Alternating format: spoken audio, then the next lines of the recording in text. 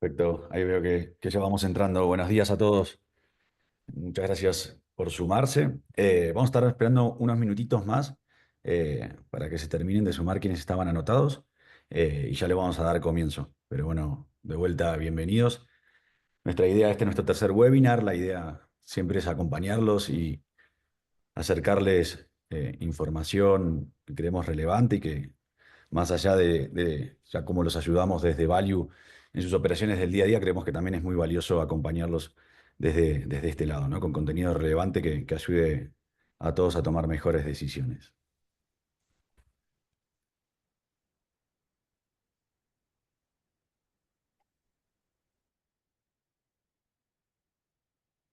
También les voy adelantando que sería bueno que si tienen algunas preguntas que ya se les hayan ocurrido antes de comenzar, son bienvenidas. Ahí van a ver un espacio, ¿no? que es para preguntas y respuestas. Las pueden ir anotando ahí y luego cuando Ana termine de hacer su exposición, vamos a ir respondiendo uno a uno. Y también al final les vamos a estar enviando una encuesta donde la idea es que puedan plasmar también otros temas de interés que crean que son relevantes para que nosotros pensemos también en otros webinars o otro contenido que podamos compartirles alrededor de lo que son sus inquietudes, ¿no?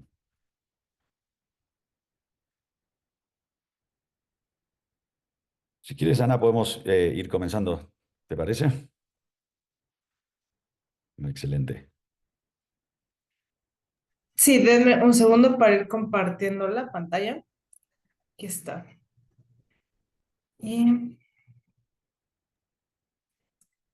pues bueno, yo creo que esta es la pregunta de los 100 millones de dólares, ¿no? ¿Qué va a suceder con la economía de México ahora con todo lo que está sucediendo con Donald Trump pues sus aranceles y todas estas políticas, pues bien locas, ¿no? Que están habiendo, ¿no?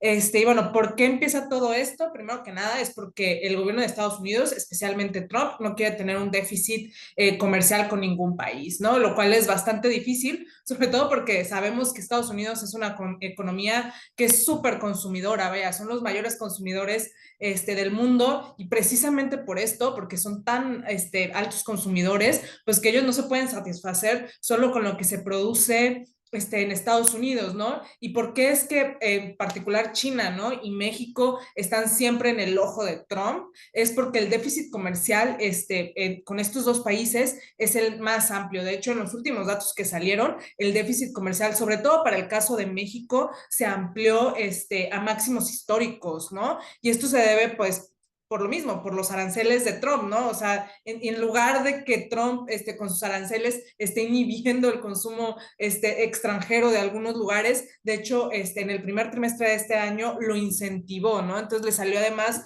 contraproducente, ¿no? Pero ¿por qué Estados Unidos está haciendo esto? Obviamente Estados Unidos tiene poder de negociación con respecto a los aranceles y a los bienes de México. Para México, pues, como les decía, Estados Unidos es su principal socio comercial. El 83, o sea, del 100% de lo que exportamos al mundo, el 83% se va hacia Estados Unidos y esto representa el 26.73% de nuestro PIB. Entonces, pues obviamente los aranceles que nos llega a poner Estados Unidos van a impactar directamente en el crecimiento económico de México. Y a diferencia de Estados Unidos, pues México no tiene este poder de negociación. Y es por eso que muchos se preguntan cada vez que sale la presidenta Claudia Sheinbaum a hablar en las mañaneras de que, ¿por qué no les ponemos aranceles a Estados Unidos? Ellos nos está poniendo y porque tiene como que esta actitud súper tranquila, entre comillas, con respecto a los aranceles, es precisamente por esto, porque nosotros no tenemos un poder de negociación. De lo que Estados Unidos exporta hacia México, solo representa 1.17% de su PIB, o sea, no es nada, le estaríamos haciendo cosquillas, o sea, ni cosquillas le haremos a Estados Unidos si le ponemos aranceles, ¿no? Y precisamente por esto se va a dar esta como disparidad en general. Pero bueno, aquí un recap de todos los aranceles. Evidentemente, primero nos iban a poner aranceles el 2 de febrero, que luego se echaron para atrás, pero la primera entrada en vigor que se dieron de los aranceles fue el 4 de marzo. Es... Ay, perdón. Fueron aranceles del 25% a todas las exportaciones, pero después, el 6 de marzo, como que se echó un poquito para atrás y libró o eliminó los aranceles a las exportaciones de los bienes que están dentro del TEMEC, ¿no? Tanto para Canadá como para Estados Unidos. Entonces, en este momento, el 32,58% de estos están sujetos a aranceles. Después, el 12 de marzo, pusieron aranceles al acero y al aluminio, aranceles como los que habían puesto durante el primer mandato por ahí en el 2018. Nada de esto está exento. De hecho, dentro del TEMEC, o sea, independientemente de que no podría estar exento porque solamente alrededor del 1% de lo que se exporta cumple con el TEMEC. Y luego se viene los aranceles del 25% a los camiones, automóviles, todo este sector automotriz, y solamente exentan la parte del contenido que está dentro o que se produce en Estados Unidos, y entonces el 39,33% del sector automotriz pues tiene aranceles. Para el caso de Canadá es similar, pero en algunos casos, sobre todo para el sector automotriz, pues los aranceles también son un poco menores. Y bueno, dentro todo esto, de este tema, pues obviamente las exportaciones de México o por ahí el cumplimiento, por qué lo está haciendo esto, pues como les decía, déjenme, mejor les muestro esta grafiquita. Todo esto se da o por qué están exentos los aranceles y por qué se está como que ensañando contra los que no son del TEMEC, es porque a partir del 2016 más o menos y del 2020 en adelante, empezaron a reducirse el cumplimiento con el TEMEC, ¿no? Sabemos que Trump negoció el TEMEC durante su mandato anterior y entonces también está un poco enojado de que por qué es que están habiendo menos transacciones dentro de este pues sector, por así decirlo. Y esto se da sobre todo porque pues antes de que se diera todo el tema de los aranceles de Estados Unidos, pues habían todo lo que se le llama a la nación más favorecida y eran aranceles que estaban alrededor tenían, no sé, 1,25, 3% de aranceles, y entonces para las empresas era a lo mejor más fácil pagar estos aranceles que someterse a toda la burocracia que empezó a haber luego de que se cambió del Telecan al TEMEC, ¿no? Para ellos 1%, pues la verdad es que no es nada. Y todo el proceso pues de meterse era mucho más costoso, costos que ahora van a tener que suponer, ¿no? Y de hecho, aunque alrededor del 48,85% de las exportaciones de México están dentro del TEMEC, se esperaría que a lo mejor hacia el cierre del año todas las empresas mexicanas se muevan, de hecho ya se han empezado a mover al TEMEC, pero que llegue alrededor de un 85, a lo mejor 90% de las compañías mexicanas ahora sí puedan estar dentro del tratado y cumplan, ¿no? Con todos estos requisitos que, como les decía, más que nada son por temas burocráticos y a lo mejor ese 10% restante que ya ahorita no cumplen con el TEMEC, porque, como les digo, estas empresas, muchas de las empresas sí cumplen, pero nada más por temas burocráticos no han entrado. Y el otro 10%, pues esas seguirán estando, pues teniendo aranceles y al final del día, pues van a tener que ver qué hacer, si quedarse en México o salirse, del país, ¿no? Y bueno, como les decía, en la parte del acero y el aluminio, la verdad es que casi nada, tanto en México como en Canadá, casi ninguna de estas exportaciones cumplen con los aranceles, pero a diferencia de México a diferencia de Canadá más bien, para México estos aranceles, si lo vemos con retrospectiva lo que sucedió entre el 2018 y 2019, las exportaciones de México se vieron beneficiadas porque en gran mayoría todos los productos que se producen en México de acero y aluminio son productos manufacturados. Y si lo comparamos con Canadá, que tuvo una caída de 13% en sus exportaciones, pues eso se debe porque Canadá produce, o los bienes producidos en Canadá son más bien bienes brutos, bienes sin transformación. Entonces, esto es positivo para México. Y no, los aranceles no solo se dan a México y a Canadá, se dan al resto del mundo, ¿no? Entonces, se esperaría, al menos en la parte del acero y el aluminio, que México se vea beneficiado por estos aranceles, ¿no? Que independientemente de que los costos sean superiores, José está Sí, Ana, levantando la mano. te interrumpo porque creo que se quedó trabado la presentación. Estamos, Estoy en estamos México, en el Canadá, slide. China. ¿Hay una tablita? No, estamos en el slide 3, pues quedó ahí. Qué extraño. A ver, Ahora déjame sí, vuelvo. A ver, lo voy a volver a hacer share porque no voy a hacer. perfecto. Ahí están. ¿Ya pueden ver la tablita? Sí, gracias. Digo, si quieren les doy un repaso de lo que habíamos visto antes, porque no me acuerdo que se habían quedado aquí, ¿verdad? Nos habíamos quedado en la 3 aquí, Sí, en aquí. esta. Sí. Ah, bueno, después de esto les hablé un poco, una disculpa, no sabía que se había quedado trabado, pero les había hablando un poco de, aquí vienen todos los datos, ¿no? De los aranceles para México y para Canadá, cuándo fueron aplicados, hacia qué parte, cuáles están libres y qué porcentaje están relacionados con las exportaciones, ¿no? Así como un súper resumen de lo que habíamos hablado. Aquí esto habla, pues, de los artículos que México cumplen con el TEMEC, que en realidad, como podemos ver, son maquinarias, frutas, carnes, toda la parte de los vehículos, todos estos, la mayoría de los bienes que están dentro de este renglón cumplen con el TEMEC y los de abajo pues no cumplen. Y de hecho, bueno, aquí les hablé sobre un poco el acero y el aluminio, que de hecho casi ninguno tienen este cumplimiento. Esta es filmina donde les hablé sobre cómo se iban perdiendo a partir del 2020, que fue este cambio sobre todo brusco entre el Telecanal Temec, menos compañías empezaron a estar pues dentro del Temec, y que les decía, ¿no? Que muchas de ellas sí cumplen, pero pues por temas burocráticos no se habían metido, y entonces esto puede cambiar de dirección.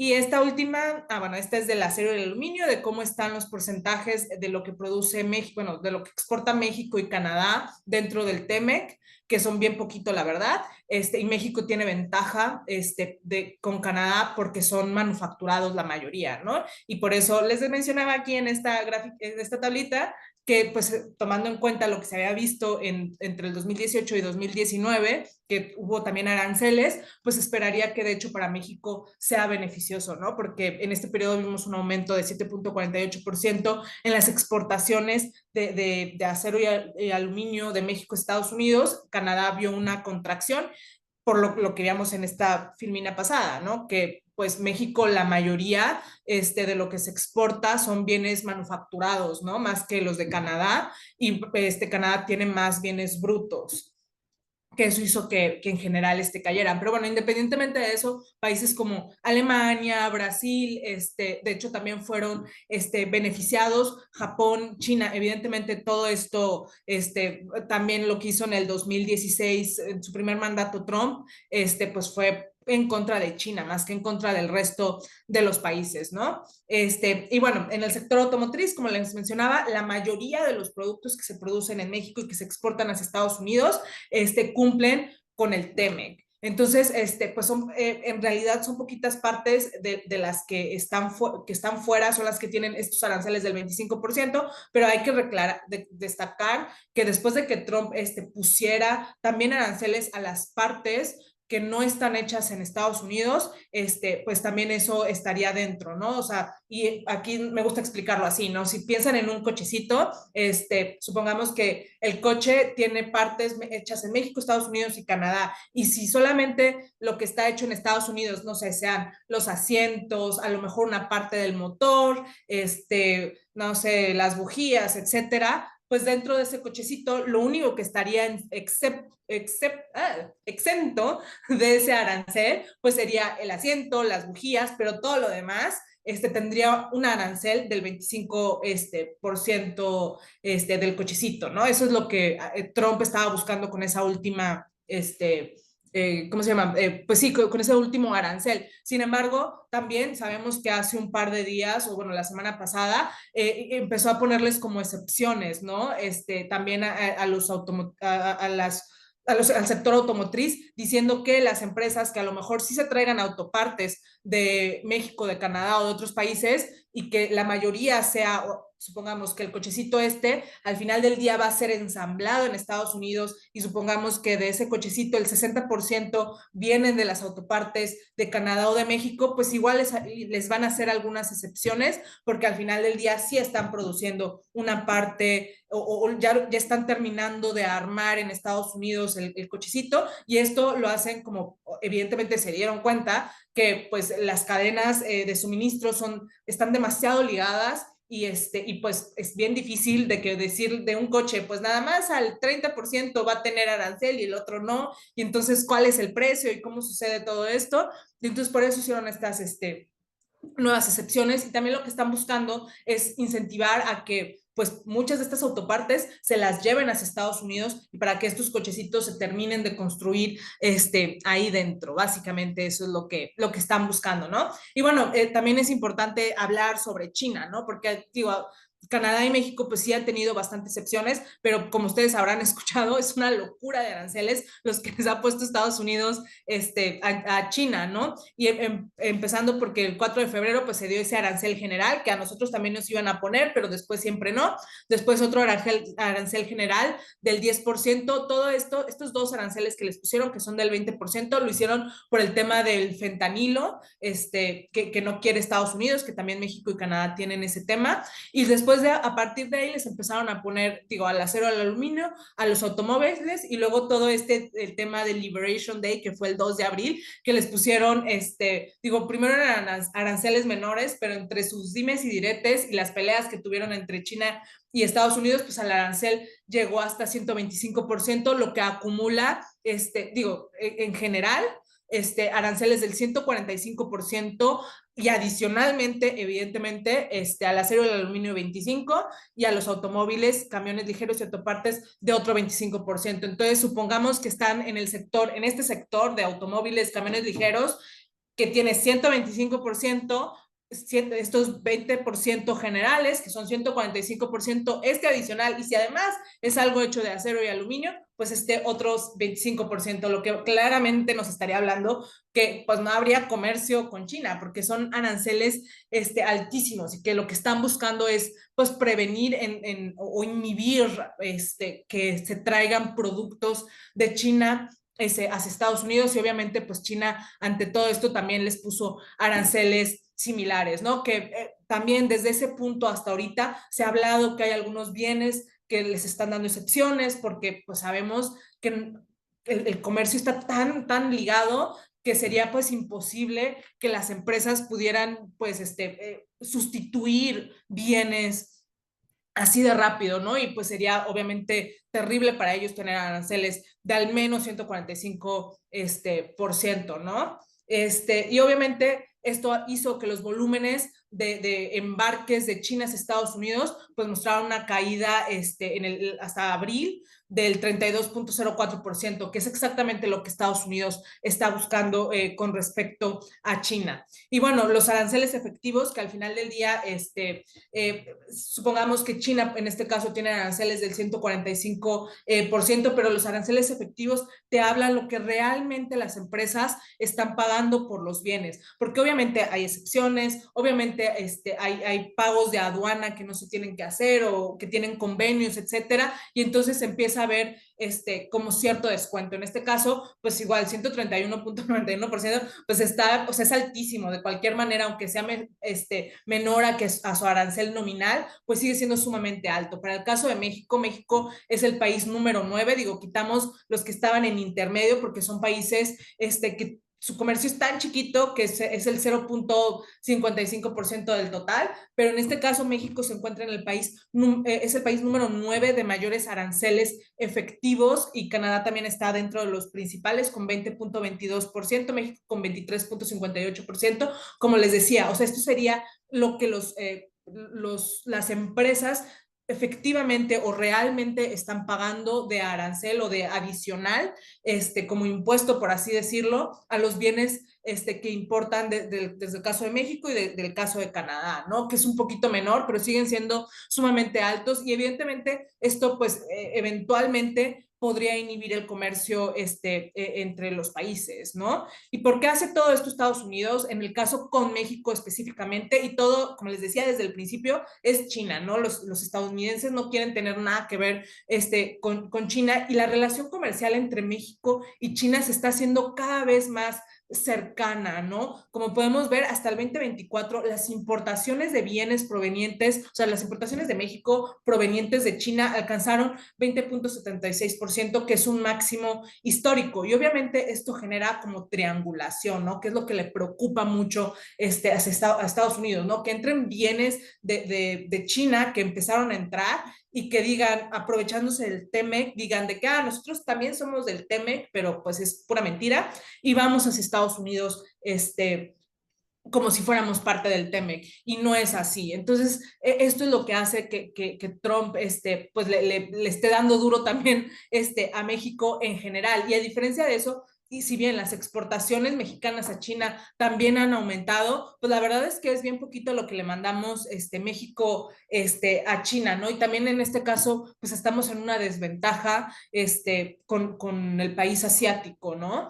Y todo esto lo hace pues porque sabemos, digo, ay, me adelanté, sabemos que Trump quiere empezar las renegociaciones, más que el Sunset Clause, quiere hacer renegociación de todo el TEMEC, y entonces todos los aranceles los está haciendo en el caso de México para, como les decía al principio, pues no tenemos esta parte de negociación con Estados Unidos, y quiere hacer toda esta renegociación para poder como que pues mantenernos en el huacal, ¿no? Que no nos salgamos y que quedemos siempre en la línea que ellos quieren, y que de hecho es altamente probable que logren, por, como les decía al principio, pues 26% de nuestro PIB depende de las exportaciones de México hacia Estados Unidos, pero no solo México y China y todos los demás países pues están o tienen un impacto negativo ante todos estos aranceles. En Estados Unidos también están teniendo un impacto negativo. El sentimiento del consumidor de la Universidad de Michigan de Estados Unidos, o lo que las personas piensan o creen que cómo va a estar la economía hacia adelante, pues es bastante mala. De hecho, en abril alcanzó 52.2 puntos, y estamos en niveles casi como cuando estábamos en pandemia, ¿no? Entonces, para ellos, o los estadounidenses, también están empezando a ver que esto es bastante malo, y también la expectativa de inflación a un año dentro del sentimiento al consumidor de este índice que ellos calculan, pues está a 6.5%. Esto quiere decir que los estadounidenses esperan que en un año la inflación puede estar en 6.5%, que es la mayor expectativa que han tenido desde 1981. Entonces, también los estadounidenses ya están teniendo como que problemas con todos estos temas arancelarios de Donald Trump. No solo eso, la tasa de desempleo en Estados Unidos está aumentando. Digo, no estamos diciendo que el empleo se va a desplomar y que, o sea, como lo vimos en pandemia, y que esto va a ser una locura, ¿no? Y todo mal, pero sí ha habido un incremento lento, pero seguro,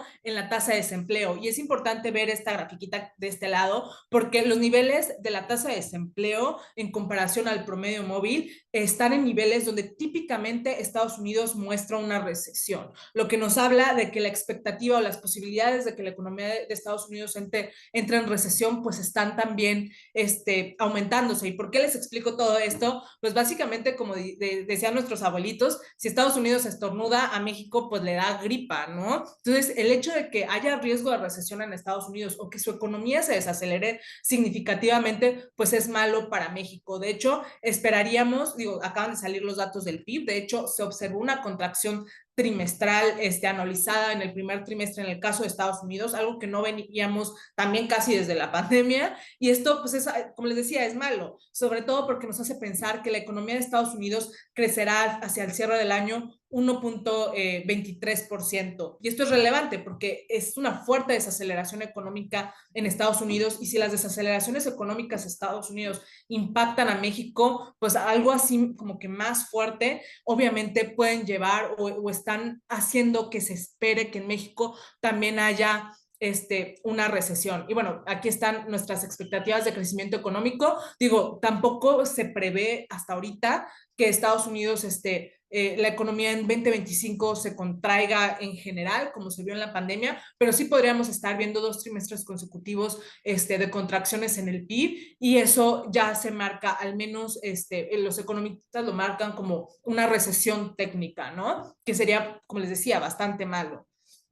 Y bueno, esto es relevante porque la economía de México o sea, incluso antes de los aranceles, la economía de México ya se había desacelerado de manera significativa y entonces todo esto que está sucediendo entre Estados Unidos, México, Canadá, Estados Unidos y China y todo esto, pues obviamente elevan los riesgos de que México pueda caer en una recesión. Si bien nos salvamos de esta dichosa recesión técnica, porque en el primer trimestre del 2025 el PIB de México mostró un crecimiento trimestral de 0.2%, después de contraerse 0.6%, pues este crecimiento pues es mediocre en el mejor de los casos. O sea, podríamos decir que la economía de México está estancada en el mejor de los casos y eso se dio principalmente por la parte del sector primario, que es la parte de la agricultura, la ganadería y todo eso, observó un crecimiento de 8.09% trimestral, pero si esto hubiera crecido menos, México hubiera caído en una recesión técnica, sobre todo porque las actividades secundarias, que es manufactura, que es las actividades primarias representan más o menos el 3.5% del PIB de México. Las actividades secundarias, que como les digo es manufactura, representan 34% más o menos, y las terciarias, que es toda la parte de servicios, ventas minoristas, ventas mayoristas, o sea, todas las ventas que están dentro de México representan el 66% del PIB, ¿no? Entonces, esta parte, que es la parte más gruesa, pues sí se ha estado, pues, contrayendo, ¿no? Y eso pues nos habla de toda esta debilidad en la economía mexicana y que independientemente de que nos salvamos de una recesión técnica, pues todavía podríamos caer en recesión, ¿no? Esto no nos salva de la recesión, sobre todo porque el consumo privado en México pues se ha desacelerado de manera significativa. De hecho, se ha ido contrayendo entre muchas cosas, digo, que vamos a hablar. Tiene que ver las remesas, el mercado laboral, que si bien la tasa de desempleo no ha aumentado tampoco en México de manera significativa, ya se empieza a ver también una debilidad en el sector laboral de México, ¿no? Las remesas también, hemos estado, digo, que por mucho tiempo las remesas estuvieron impulsando el consumo en México. También hemos visto caídas en la variación mensual de las remesas, lo que quiere decir que pues están mandando menos dinero de Estados Unidos hacia México, ¿no? Y también lo que le ha afectado al consumo a través de las remesas es el poder adquisitivo, porque si bien al inicio del año, por ahí de enero, febrero, alcanzaron máximos de 21 pesos por dólar, pues el peso se ha mantenido bastante estable, entonces no les está dando ese apoyo, esa depreciación del peso que en otras ocasiones se ha visto como ayuda al consumo. En este caso, pues no, tampoco les está ayudando.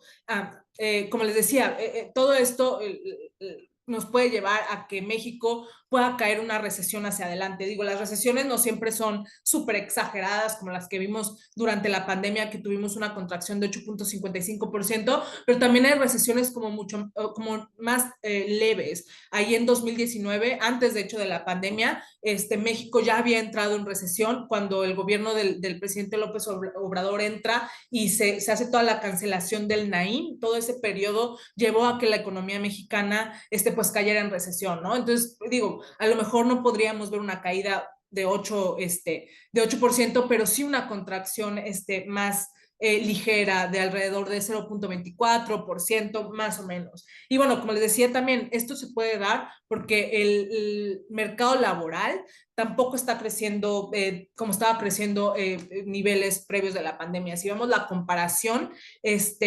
los empleos creados en el primer trimestre del año, esta es la menor creación desde la pandemia, que de hecho en la pandemia pues es un outlier porque pues estábamos, o sea, 2020 pues como que no se cuenta, ¿no? Sería su menor contracción casi si sacamos la pandemia desde el 2019 y también los puestos de trabajo han aumentado, pero ya no tenemos tasas de crecimiento del 5%, son tasas de crecimiento por debajo del 1%. Y por otro lado, también es bien relevante que los patrones registrados en el IMSS están teniendo una variación negativa, lo que quiere decir que si que posiblemente haya muchas más personas, o sea, que a lo mejor están trabajando, pero que están más en el sector informal. Ya sabemos que México, es el sector informal de México, está el 54%, o sea, es altísimo el número de personas que están dentro del sector informal, pero esto nos habla de que pues es otro también como signo o alarmita roja, ¿no? De que haya menos patrones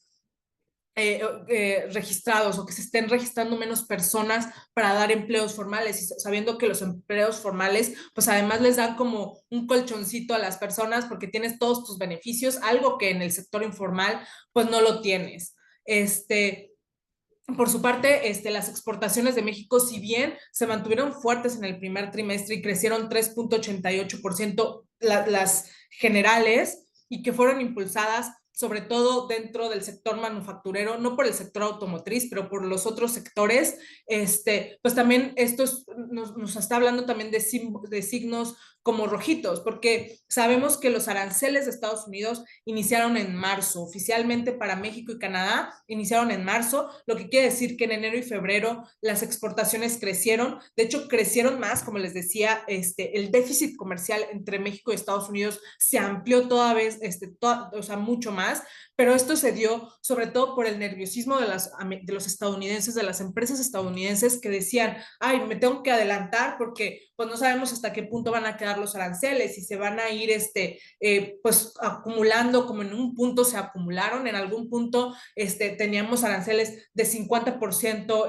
en algunos productos, del 75% en otros productos, entonces pues se adelantaron a pedir estas órdenes y esto no quiere decir que hacia adelante las exportaciones de México pues van a mantenerse altas, sobre todo si pues sí, si se adelantaron y ya los aranceles están más altos que ya no les alcance y que el consumo de Estados Unidos pues se ve afectado también por todos estos temas arancelarios, pues podríamos ver una contracción de las exportaciones hacia adelante. O sea, esto tampoco es como que súper bueno, ¿no?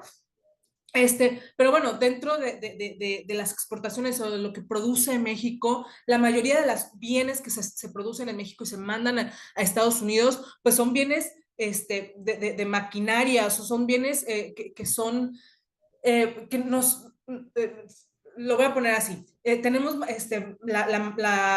la manufactura, ¿no? Hay bienes dentro de la manufactura que no es maquila, ¿no? Si tú coses ropa, pues eso sería parte maquila y luego tienes toda la creación de equipos de automóviles, pues es una manufactura como de muy alta calidad, por así decirlo. Y esta manufactura de muy alta calidad, pues no se consigue en cualquier lugar, ¿no? De hecho, México en cosas de alta calidad, como es la producción de vehículos, maquinaria industrial, eléctrica, entonces, este tipo de cosas que requieren de un alto nivel de producción, pues compite directamente con países como Alemania, Japón, China, de hecho, también, Canadá, etcétera. Entonces, todos estos bienes, pues no los puede, Estados Unidos los necesita y los tiene que conseguir de algún lado. Entonces, independientemente de que existan aranceles, pues México está en una muy buena posición por el tipo de manufactura que desde el 95, desde que empezó el TLCAN hasta ahorita con el TEMEC, se ha ido desarrollando a través de los años, ¿no? Y además de eso, tenemos una doble ventaja con respecto a otros países,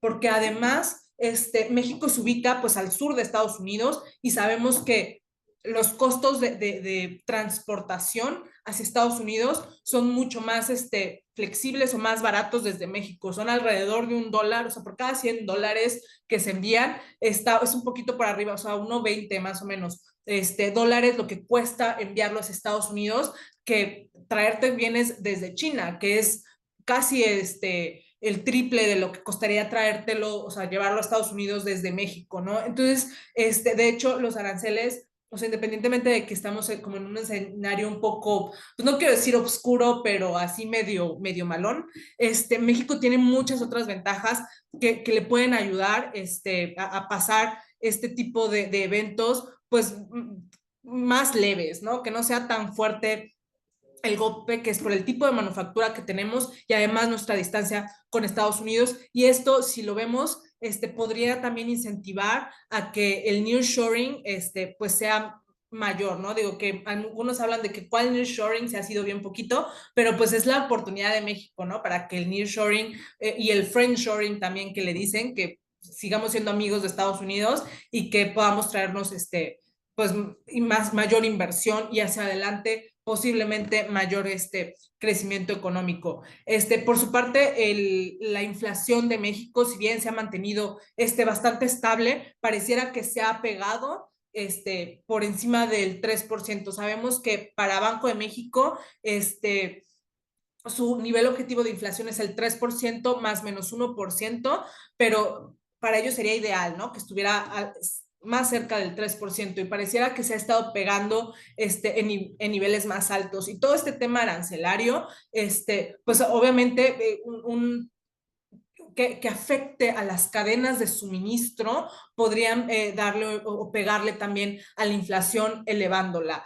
¿Cómo es esto? Pues no sé si se acuerdan, en la pandemia vimos todos estos problemas de que los barquitos no pudieron salir, etcétera, etcétera, y entonces estos aranceles pueden llevar a que haya un reacomodo en el comercio y que las cadenas de suministro también se vean afectadas, a lo mejor no al golpe que se afectaron en la pandemia o que se afectaron con la guerra o con el inicio en la guerra entre Rusia y Ucrania, pero podrían llevar a que pues haya presiones inflacionarias hacia adelante. De hecho, ya se están viendo algunos efectos en la inflación a la alza que no tienen que ver, que tienen un poco que ver con esto, sobre todo en la parte de los pecuarios me refiero pues, a los huevos, ¿no? A los huevos de gallina, que Estados Unidos está teniendo problemas con los huevos, con todo este problema de la gripe aviar, que si bien México no lo tiene y no lo está afectando directamente, el hecho de que haya pues este problema en Estados Unidos, como les decía, afecta a las cadenas de suministro y está haciendo que los precios en México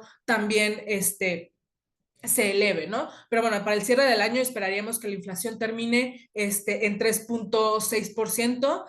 Como les decía, está un poco por encima del objetivo, pero está dentro del rango de Banco de México. Y con todo este tema de que pues, México pudiera caer en recesión y que el mundo podría caer en recesión, evidentemente, pues esperaríamos que Banco de México pues se meta en problemas, al igual que el resto de los bancos centrales, ¿no? Porque si tienes problemas de inflación o que no hayas podido controlar tus presiones inflacionarias, y luego tienes este tema recesivo, pues los temas recesivos típicamente hacen que los bancos centrales comiencen a bajar la tasa de interés, sacrificando un poco la inflación. Y es lo que podría hacer Banco de México, comenzar a reducir de manera un poco más agresiva la tasa de interés, que ahorita está en 10%, para poder cerrar el año en cerca del 8%, igual la Reserva Federal, esperaríamos que ahorita la tasa está en 4.5%, la tasa alta, ya ven que Estados Unidos tiene dos tasas, que es 4.5 y 4.25, que la tasa alta termine el año en 4% y la baja terminaría obviamente en 3,75%.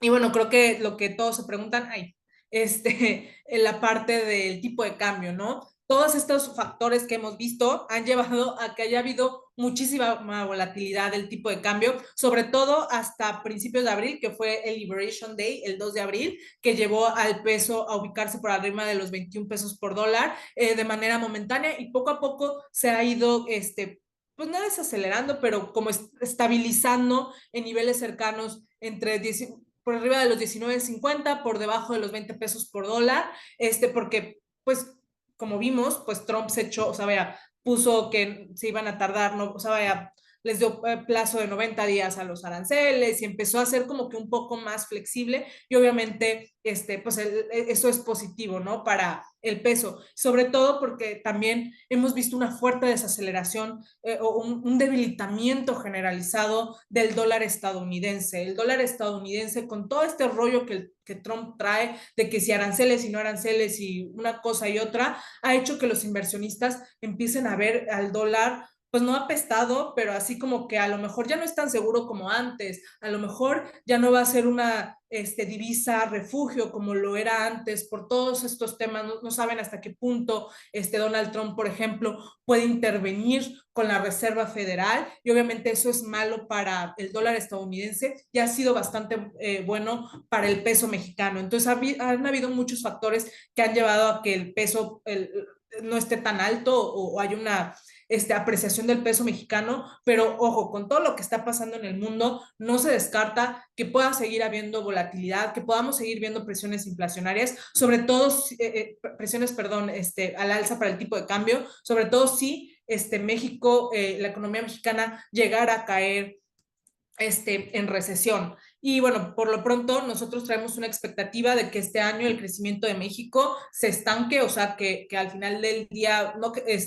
sea 0.0% que estemos estancados y en el mejor de los casos y la economía de México crezca 0.5%. Este crecimiento se dará siempre y cuando pues la mayoría de las empresas se apure a mandar o a quedar dentro del TEMEC y que para que no les cobren todos estos aranceles adicionales y también dependerá mucho de la inversión y de la economía de Estados Unidos. Como les decía, pues México está muy expuesto por el tema de las exportaciones con Estados Unidos, pero todavía pues sería un crecimiento pues de nada, ¿no? Estamos un poco más sesgados hacia el escenario central y pesimista de una posible recesión si las cosas se complican sobre todo todavía más con Trump.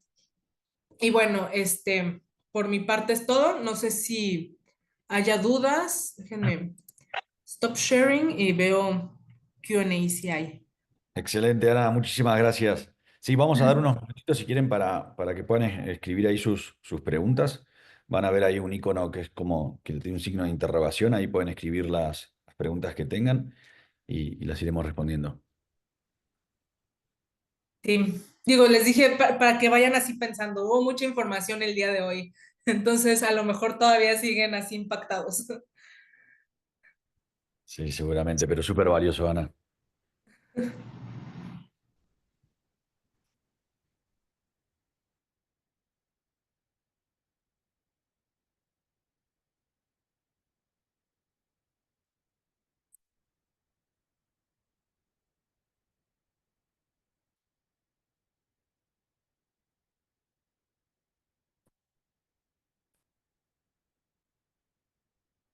O a lo mejor todo les quedó súper claro y es un aplauso para mí. Sí.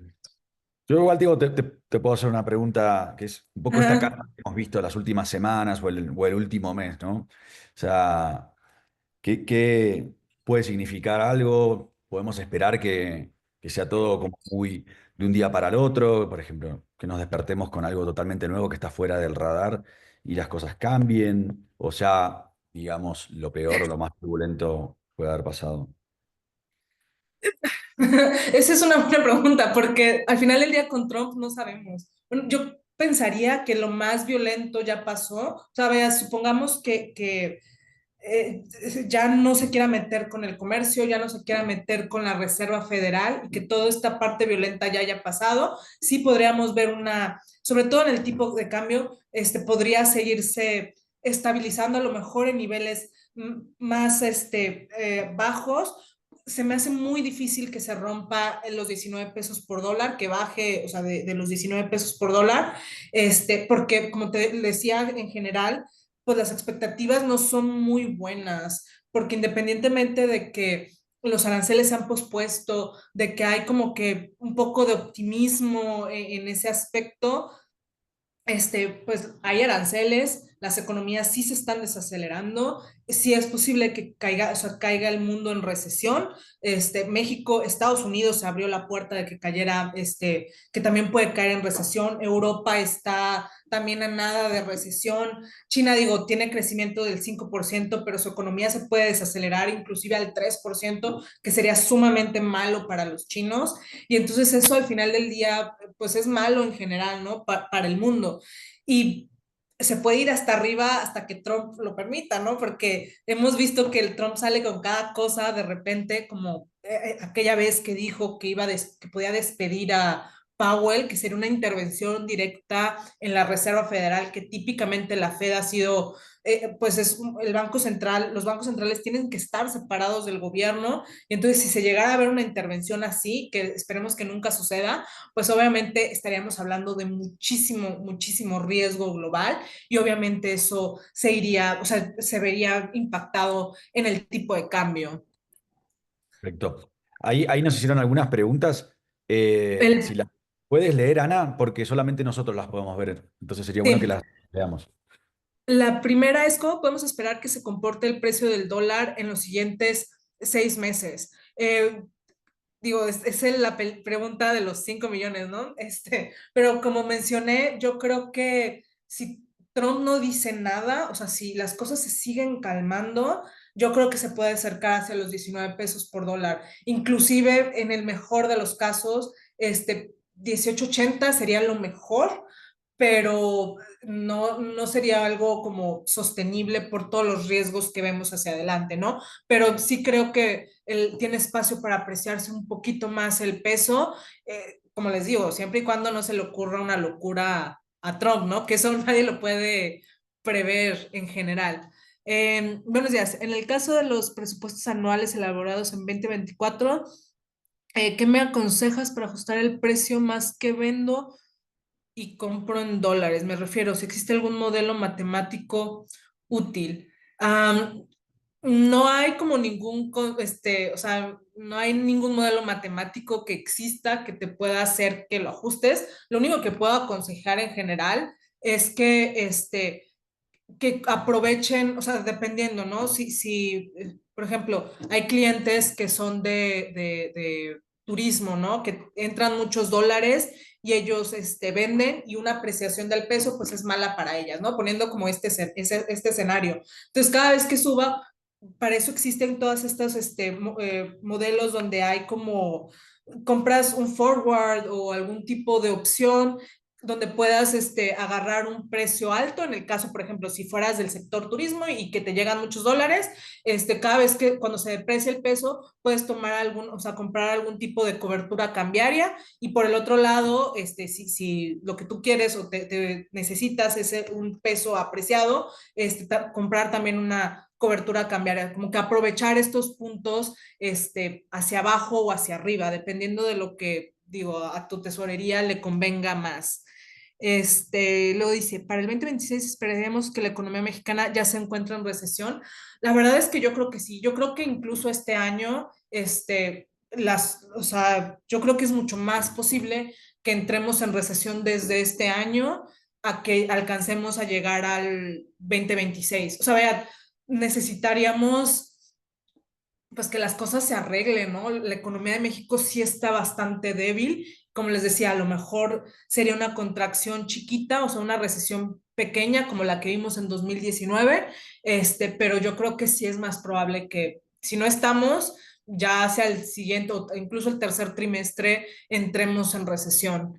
Luego, hay sectores que son más vulnerables a la inflación y el tipo de cambio, y hay un motor importante en todas las economías como la construcción.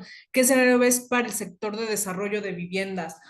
Yo creo que para el sector de viviendas va a ser muy positivo las tasas de interés. Yo creo que la bajada en las tasas de interés, digo, mucho del problema que vimos en los años, o sea, con las tasas altas, es esta demanda, o sea, la demanda sí se ha contraído porque hay muchas personas que pues con tasas altas no les alcanza pues endeudarse para el sector vivienda, ¿no? Entonces yo creo que va a ser positivo esta posible reducción en las tasas de interés de Banco de México y bueno, si estás en Estados Unidos, de la Reserva Federal. Eso va a ser bueno para el sector construcción.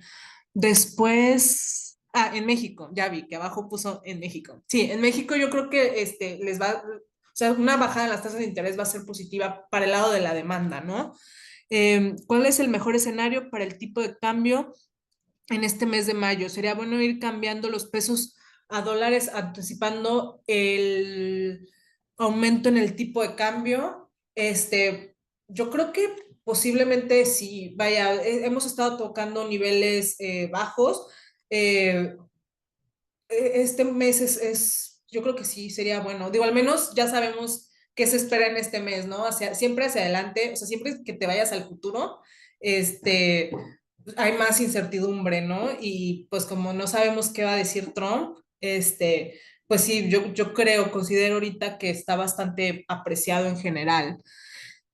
Luego, ¿qué tan probable es que el US deje de ser la moneda de intercambio comercial? La verdad es que es bien poco probable. Yo creo que lo que vimos fueron muchas especulaciones. Obviamente al mercado le da miedo una intervención, sobre todo de Trump en la Reserva Federal.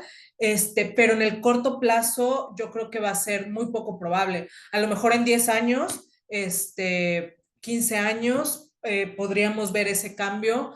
No sabría hacia qué moneda. Los chinos están intentando, digo, hace un par de semanas se dio una noticia que ya pusieron algo con inteligencia, un tipo SPAY, haz de cuenta, ¿no? Para hacer transacciones y entonces le están entrando con todos los chinos para que el yuan sea una divisa de intercambio comercial como lo es el dólar. Y como te digo, a lo mejor ahorita no, pero a lo mejor unos 10 15 años se podría ver algo del cambio. Y luego, ¿qué papel podría jugar México ante el crecimiento proyectado de la industria manufacturera en Estados Unidos, particularmente en lo que respecta a las exportaciones de manufactura metálica y de aluminio? Yo creo que México se va a ver beneficiado. Ya, o sea, aunque Trump siga con todas con todos sus dimes y diretes y hacia después de Trump, México va a ser de los países más beneficiados por, como decía, la cercanía que tiene México con Estados Unidos y al final del día, Estados Unidos no tiene todo el acero y el aluminio y todos los metales del mundo. Si bien tienen, o sea, vea, si tienen reservas importantes, evidentemente van a tener que importar. O sea, el consumo de Estados Unidos es tan grande, o sea, son los consumidores por excelencia. Digo, si has ido a Estados Unidos y ves que tiran las teles del año, o sea, comprar una tele el año pasado y la ves en la basura este año porque salió una nueva, siempre van a necesitar, o sea, la cantidad de cosas que consumen jamás las van a producir ellos solos. Siempre van a necesitar a alguien, entonces México va a salir beneficiado sí o sí de todo esto. Excelente, Ana. Ahí Y, creo que una más de César. ¿Cuál es tu opinión de la gestión que se está llevando a cabo Trump con la política? ¿Es algo fundamentado? No, o sea, Trump, o sea, si lo ves del lado de Trump, yo creo que es un capricho de él. Yo creo que le está tirando a su base de votantes. O sea, yo creo que es algo más político que económico. Porque como hemos visto, pone aranceles, los quita, porque pues, los aranceles son malos para la economía estadounidense. O sea, sí es un balazo en el pie, pero siento que es más un tema de que su base de votantes esté contenta a que la economía esté bien. O sea, siento que va más por ese lado. No creo que esto sea sostenible y en algún punto tiene que revertirse.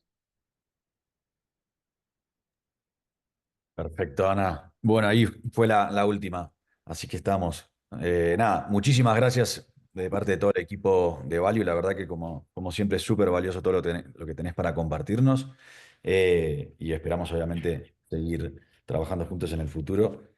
También, bueno, los invito a todos a responder la encuesta para así podemos también nosotros tener mejor feedback y entender cómo podemos aportarles valor de vuelta, ¿no? Desde el contenido que podemos ir generando para ustedes. Así que nuevamente gracias, Ana, y gracias a todos por Gracias haber. a ustedes. Excelente. Buena semana. Bye. Igual.